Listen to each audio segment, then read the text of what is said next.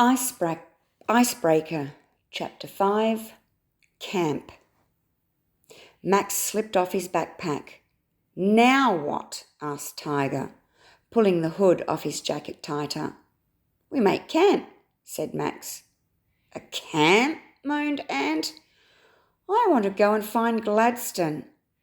Max pointed to the horizon where the sun was sinking fast. "It's going to get dark soon," he said. "We can't find him tonight." "But tomorrow might be too late," said Ant. "What if he needs help?" Max felt his stomach churn. It was a tough decision. "Sorry, Ant. It's just too dangerous to go wandering around in the dark." He patted his friend on the shoulder. "At this time of the year, it doesn't stay dark for long, so we can set off early."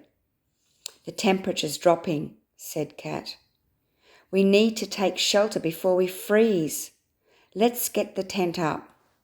The tent was small, strong, and easy to put up. The gear that went inside was specially designed to cope with freezing Antarctic temperatures. Cat could see Ant was upset. She tried to distract him. "Tell us more about Gladstone, Ant." "He was a genius.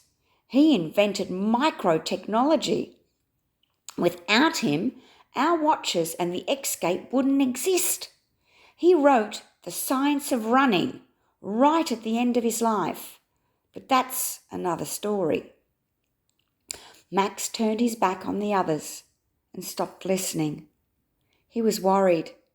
He didn't want to point out that if they didn't find and save Gladstone, then the famous scientist wouldn't be able to do all the things that Ant was talking about. It would change the future, and it would mean that they would be stuck in Antarctica forever.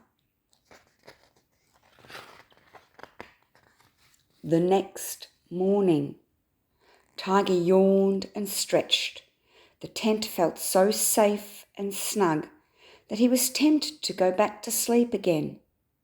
But then he heard a noise outside. He pricked up his ears, suddenly alert. It sounded like shuffling feet. He sat up, whimpering. "Max," he whispered shakily. "Cat, Ant, wake up. Something's outside." Mumbled Max. "I think it's a polar bear." Cat opened one eye. "What?" Slowly the others sat up. They could all hear it now, the sounds of footsteps moving around near the tent. Cat reached across and fumbled with the tent flap. "Cat!" yelled Tiger. "What are you doing?" "Don't be silly, Tiger," she hushed, unzipping the entrance. "There are no polar bears in the Antarctic.